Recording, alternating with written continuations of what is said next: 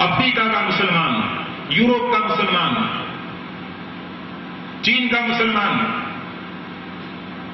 भारत का मुसलमान, रशिया का मुसलमान, किसी से भी पूछो कि तुम कौन हो, वो कहेगा मोहम्मदन हूं, मुसलमान हूं। दुनिया के किसी भी क्रिश्चियन से पूछो, कहेगा क्रिश्चियन हूं। हिंदुस्तान के किसी भी अभागे कर्म फूटे हिंदू से पूछो तू कौन है, किसी के मुंह से नहीं निकलेगा कि मैं हिंदू हूं। दिन रात केवल मुस्लिम साम्राज्य फैलाने का सपना देखता है प्रत्येक मुसलमान, और क्रिश्चियन साम्राज्यवाद को, किंगडम को फैलाने का सपना देखता है क्रिश्चियन, लेकिन अभागा हिंदू। समझ में आ रहा है या नहीं आ रहा है?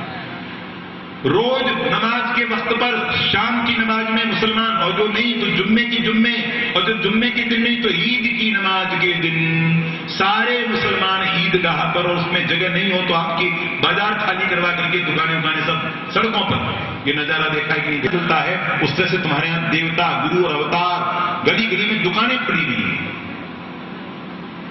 और सारी दुनिया पूरी की पूरी हिंदू देवियां जो है वो नाच रही हैं, सब की सब नाच रही हैं। जितने कथावाचक हैं, जो कथावाचक जितनी ज्यादा औरतों को नचा सकता है वो उतना ही महान कथावाचक है।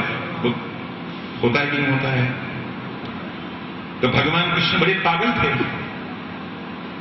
कि मथुरा में जब गए तो कंस ने जब वो चाणूर और इन सब के साथ कुश्ती करवाई थी, तो वहां सारी की सारी गोपिकाओं को लेकर के रास शुरू कर देना चाहिए था।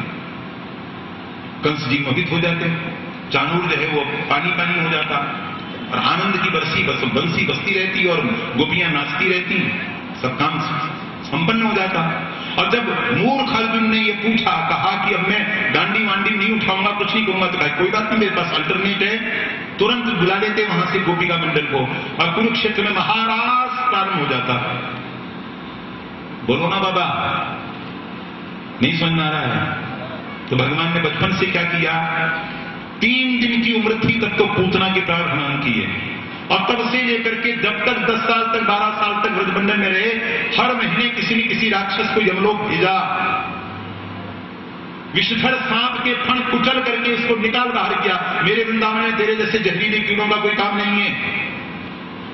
ये सारी कथाएं सुनाने का दायित्व नहीं है पंडितों का, कथावाचकों का? क्यों इस देश को पहले ही कीड़ा बना हुआ है? इस जाति को जनानियां क्यों बना रहे हो? डांडिया डांडिया डांडिया डांडिया, कल तक गुजरात में ये बीमारी थी, अब सारे देश भर में फैल गई। नवरात्रों में केवल नाचना कूदना रह गया। बहुत गलत बात है। छत्रपति शिवाजी महाराज की कितनी बड़ी गलती है कि उन्होंने हर हर महादेव का नारा दिया। राजर्षि बंकिम चंद्र चट्टोपाध्याय का कितनी बड़ी गलती है, वंदे मातरम का नारा दिया। नेताजी की कितनी बड़ी गलती है, जय हिंद का, सबके सब राधे राधे राधे राधे करते तो देश को आजादी मिल जाती ना। अफजल खान कहता राधे राधे, अरे भागो भागो भागो भागो, इनका मुकाबला नहीं हो सकता। है? क्या क्या मूर्खता तुम लोगों को समाई है। अब दोबारा मत बोला मुझे।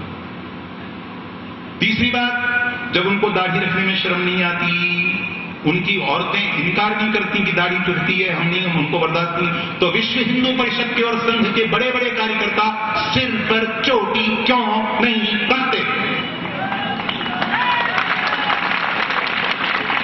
अच्छे अच्छे 50-50 साल के, 55-55 साल के क्यों फैशन कर रहे हो? किसको दिखाने के लिए कर रहे हो? दोबारा मत बुलाना, अच्छा बंदा नहीं, सब जगह बदनामी, बहुत खराब बोलता है, बहुत खराब बोलता है, बहुत खराब बोलता है। तो बुलाती क्यों हो? किस डॉक्टर ने प्रिस्क्रिप्शन लिखा कि तुम्हारी हड्डियां में ज्वाइंट नहीं करूंगा अगर आचार्य धर्मेंद्र का तड़का नहीं लगेगा इसमें? जैसे हर फिल्म में कोई ना कोई आइटम गर्ल होनी चाहिए, वैसे विश्व हिंदू परिषद में भी एक आइटम। कावर्ड कौम को समझाओ कि नहीं बचोगे। शुतुरमुर्ग के समान बालू के ढेर में गर्दन छिपाने से बचने वाले नहीं हो। जो जाति, जो कौम, जो आदमी अपनी मदद के लिए खुद खड़ा नहीं होता, भगवान भी उसकी मदद नहीं करते। भगवान पागल नहीं है। शिखंडी का रथ क्यों नहीं हाँका उन्होंने? अर्जुन का रथ क्यों हाँका? भगवान भी वीरों का, शूरवीरों का, महावीरों का रथ हाँकते हैं। हिजड़ों का रथ हाँकने की उनको भी फुर्सत